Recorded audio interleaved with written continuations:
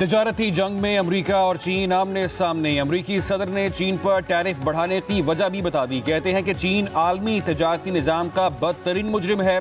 जल्द बीजिंग को एहसास हो जाएगा कि धोखा देना काबिल कबूल नहीं है। चीन के साथ भी डील हो सकती है। डोनाल्ड ट्रंप ने चीन के अलावा दीगर ममालिक को इजाफी तजारती टैरिफ में 3 माह की छूट दे दी। पाकिस्तान को भी आर्जी रिलीफ मिल गया। चीन पर टैरिफ बढ़ाकर 125% कर दिया। अमरीकी सदर का कहना है कि जवाबी टैरिफ न लगाने वाले ममालिक पर इजाफी टैरिफ 90 रोज़ के लिए मुअत्तल किया। उन ममालिक पर 10% टैरिफ आयद रहेगा। ईरान से मुतालिक सवाल पर जवाब दिया कि ईरान को जौहरी हथियार रखने की इजाज़त नहीं दी जा सकती। तेहरान के साथ डील के लिए ज़्यादा वक्त नहीं है। ईरान जौहरी प्रोग्राम बंद करने पर राजी न हुआ तो फौजी ताकत का इस्तेमाल करेंगे।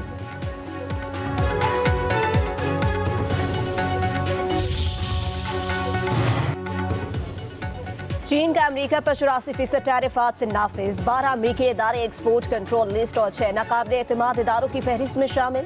चीनी हुकाम का कहना है कि ऐसी गुंडागर्दी कभी कबूल नहीं करेंगे।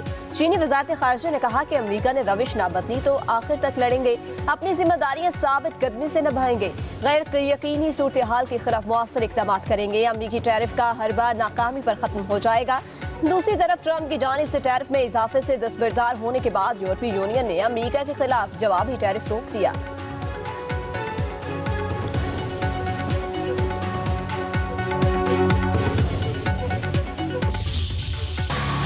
अमरीकी टैरिफ मुअत्तल होने का असर। पाकिस्तान स्टॉक एक्सचेंज में तेजी। 100 इंडेक्स में 2036 पॉइंट्स का इजाफा। इंडेक्स 1,16,189 पॉइंट्स पर पहुंच गया। दुनिया भर के स्टॉक मार्केटों में भी तेजी। आलमी मंडी में खाम तेल की कीमत में भी 4% इजाफा। ब्रेंट ऑयल $65 फी बैरल से तजावुज कर गया।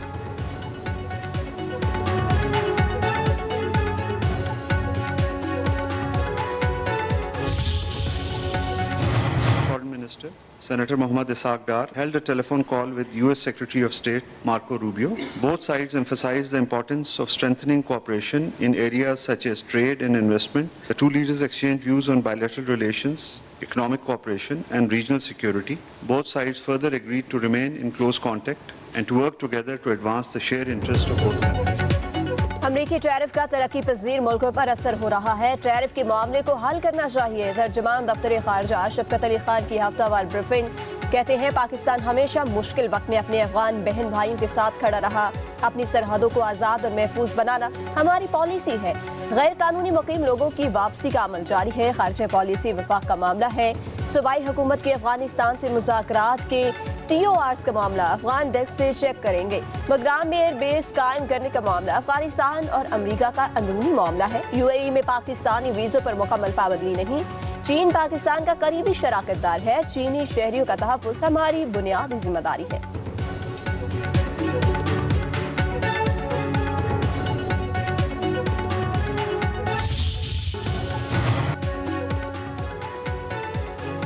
वज़ीर आज़म शहबाज शरीफ 2 रोज़ा दौरे पर बेलारूस पहुंच गए। नायब वज़ीर आज़म इशफ़ाक़ डार, लीगी रहनुमा नवाज शरीफ, वज़ीर आला पंजाब मरियम नवाज, वज़ीर इत्तलात अता तारड़, मुआमने खुसूसी तारिक फातमी भी वज़ीर आज़म के हमरा। तर्जुमान दफ्तर खारजा के मुताबिक वज़ीर आज़म शहबाज शरीफ बेलारूस के सदर से मुलाकात करेंगे। दोनों मुल्कों के दरमियान मुख्तलिफ मुआहिदों पर दस्तखत किए जाएंगे।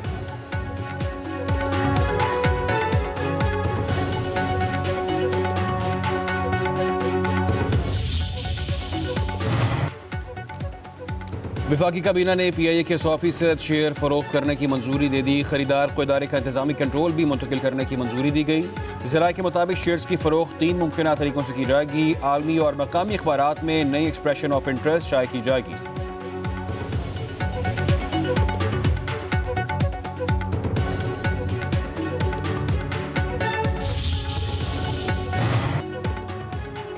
कराची समेत मुल्क भर के बिजली सार्फिन के लिए अच्छी खबर। नेपरा ने बिजली की कीमत में ₹1.70 फी यूनिट कमी की मंजूरी दे दी। बिजली मजीद सस्ती करने के लिए हुकूमती काविशों में अहम पेशरफ।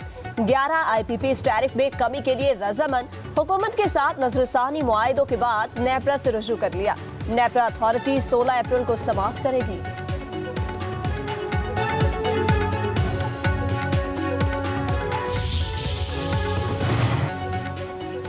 मुल्क में दहशतगर्दी के वाक़यात की कड़ियाँ अफगान शहरियों से मिलती हैं। मुल्की मफाद में अफगान शहरियों की वापसी का फैसला किया गया। फॉरेन पॉलिसी सूबाई मामला नहीं। वज़ीर मुमलिकत बराए दाखिला तलाल चौधरी की प्रेस कॉन्फ्रेंस। कहा अफगान शहरियों को बाइज़्ज़त तरीके से वापस भिजवाया जा रहा है। कोई भी अफगान शहरी अब दस्तावेजात के बगैर पाकिस्तान नहीं आ सकेगा। किसी को गैर कानूनी तौर पर पाकिस्तान में रहने की इजाज़त नहीं। इनखला की मुद्दत में किसी किस्म की कोई तौसीह नहीं दी जाएगी।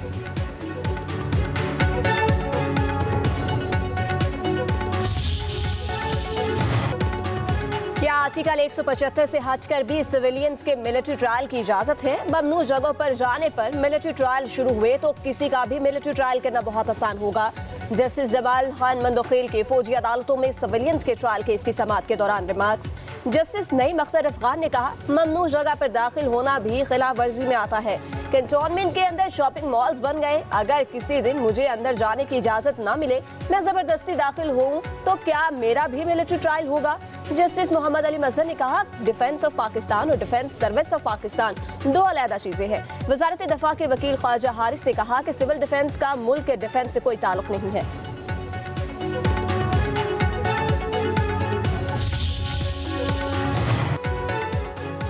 जिसका बंदा लापता हो वो हर पल मरता है। जिस पर गुजरती है उसी को पता होता है कैसे गुजर रही है।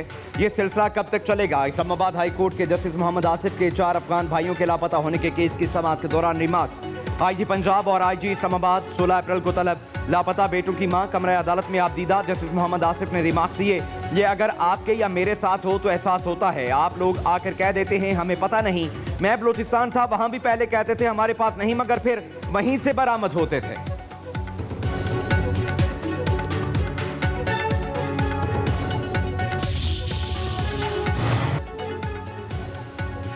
तहरीक इंसाफ ने दरियाए सिंध पर नहर के खिलाफ करारदाद कौमी असम्बली में जमा करा दी। करारदाद पार्लिमानी लीडर ज़रताज गुल ने जमा करवाई। अपोजिशन लीडर उमर यूब समेत कई अरकान के दस्तखत किए गए। करारदाद में कहा गया, वफाकी हुकूमत नहरों के मामले पर 15 रोज़ में मुश्तरका मफादात काउंसिल का इजलास बुलाए। दरियाए सिंध पर नहर की तामीर फौरी रोकी जाए। इरसा का आसादाना ऑडिट किया जाए।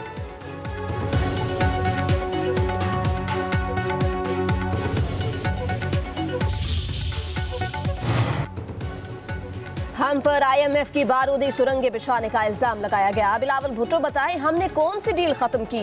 तहरीक इंसाफ के रहनुमा शेख वकास अकरम की पेशावर में न्यूज कॉन्फ्रेंस। कहा, शहबाज शरीफ कहते हैं ये हमारा आखिरी IMF प्रोग्राम होगा। ये वाहिद वजीर आजम है जिन्होंने 3 साल में 4 मुआहदे किए। हुकूमत बताए सऊदी अरब से कितने बिलियन डॉलर लाई।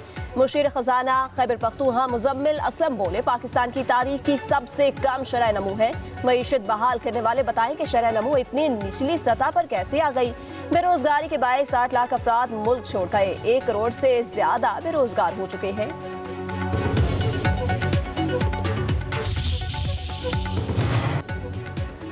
गवादर पोर्ट पाकिस्तान का है, किसी के बाप दादा का नहीं। पाक फौज ने दहशतगर्दों को घर में घुस कर मारा। विफाकी वजीर रेलवे हनीफ अब्बासी का कहना है, मसाइल के हल के लिए तमाम वसाइल बरोएकार लाए जाएंगे। हर शख्स इदारे की बेहतरी के लिए काम करेगा।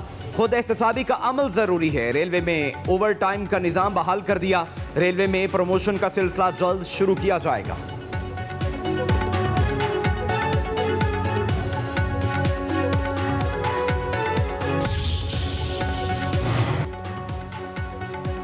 अख्तर मेंगल कौम के दुश्मन और नासूर हैं। वो बलूचिस्तान में दहशतगर्दों की सरपरस्ती कर रही हैं। बलूचिस्तान के सूबाई वज़रा की न्यूज़ कॉन्फ्रेंस। सादिक इमरानी कहते हैं कि हम दहशतगर्दों से डरते हैं, ना घबराते हैं। अख्तर मेंगल अपनी ज़ुबान को लगाम दें। हमने कुर्बानियाँ दी, भागने वाले नहीं हैं। पीपल्स पार्टी बलूचिस्तान से दहशतगर्दी ख़त्म करना चाहती है। वज़ीर आला बलूचिस्तान सूबे की तरक्की की कोशिश कर रहे हैं। तमाम जमहूरी जमातों से बातचीत के लिए तैयार हैं।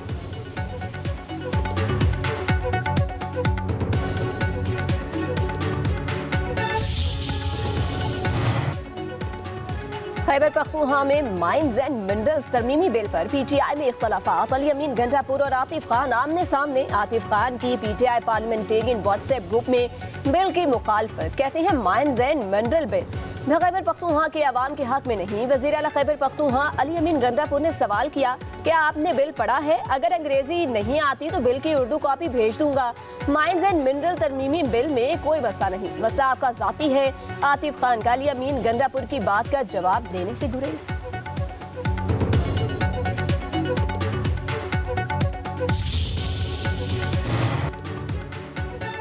बानी पीटीआई के झंडे तले सब मुत्तहिद हैं। तहरीक इंसाफ चुदराहट वाली पार्टी नहीं, सब बराबर हैं। अपोजिशन लीडर उमर अयूब की मीडिया से गुफ्तगू बोले, पीटीआई में ग्रुपिंग की बात होती है, नून लीग और पीपल्स पार्टी का हमारे अंदरूनी मामलात में क्या लेना देना है। हुकूमत खुद कहती है कि बानी पीटीआई इमरान खान मुआफ़ी मांगे, इसका मतलब सियासी केस है। ग्रैंड अलायंस के मामले पर हमारी जिद्दोजहद जारी है।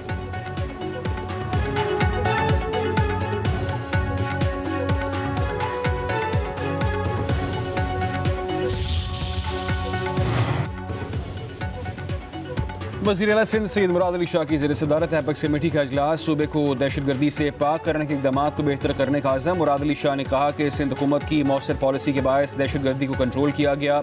नेशनल एक्शन प्लान की रोशनी में दहशतगर्दी, मनशियात और दीगर संगीन जराइम के खिलाफ इंटेलिजेंस बेस्ड ऑपरेशन जारी है।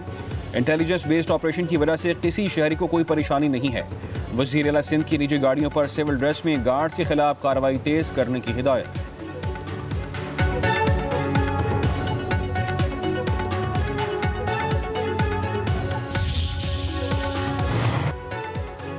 वज़ीर आला पंजाब की ज़ेर सदारत इजलास, आसान कारोबार फाइनेंस और आसान कारोबार गार्ड प्रोजेक्ट्स पर पेशरफ्त का जायजा। मरियम नवाज का कारोबार फाइनेंस के लिए जरूरत के मुताबिक लोन देने का हुक्म। नए यूनिट कायम करने वाले कारोबारी अफराद की हौसला अफजाई की हिदायत। वज़ीर आला को ब्रीफिंग में बताया गया, कारोबार फाइनेंस के लिए 80,000 से ज्यादा अफराद की कर्ज की दरख्वास्तें मंजूर कर ली गई हैं।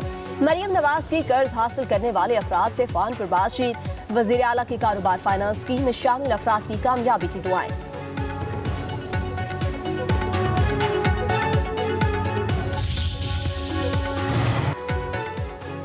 सदर किसान इत्तेहाद खालिद खोखर ने गंदम की कीमत तय करने के लिए हुकूमत को 14 अप्रैल की डेडलाइन दे दी। कहते हैं किसान मुल्तान प्रेस क्लब के बाहर बीवी बच्चों के साथ एहतजाज करेंगे। काश्तकारों ने वज़ीर आला पंजाब के कहने पर गंदम लगाई।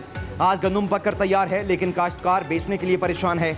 न्यूज़ कॉन्फ्रेंस में खालिद खोखर ने कहा कि गंदम की फी मन अखराजात 3,500 जबकि कीमत फ़रोख्त 2,200 रुपये मिल रही है। काश्तकार की पैदावारी लागत भी पूरी नहीं हो रही। चीनी 60 रुपये महंगी हो गई, लेकिन आटे का रेट नहीं बढ़ाया गया। जब फसलों के रेट सही मिलते थे तब मुल्क की मईशत भी ग्रोथ कर रही थी।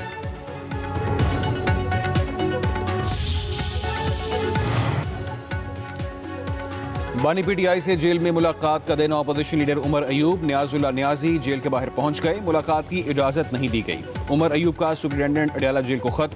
अहमद खान बचर, साहबजादा हामिद रजा और अलामा राजू नासिर अब्बास को पुलिस ने रोक लिया।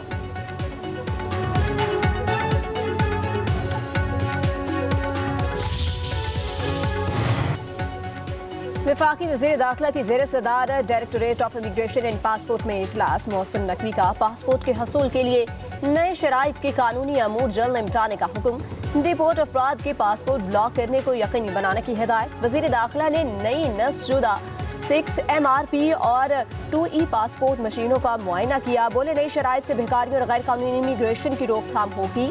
नई मशीनों से पासपोर्ट ऑफिस के इस्तेदादकार में इजाफा होगा और पासपोर्ट का इजरा तेजी से मुमकिन होगा। वज़ीर मुमलिकत तलाल चौधरी बोले, फैसले से बैनुल अक़वामी बरादरी को मुस्बत पैगाम जाएगा।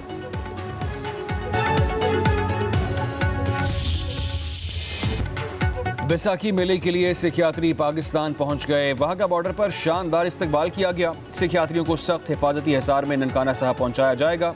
सिखियात्रियों के लिए पाकिस्तान का अमन पैगाम। बैसाखी मेले के लिए 6,628 सिखों को वीज़े जारी। सिख बरादरी ने पाकिस्तानी फैसले को तारीखी इक़दाम करार दे दिया।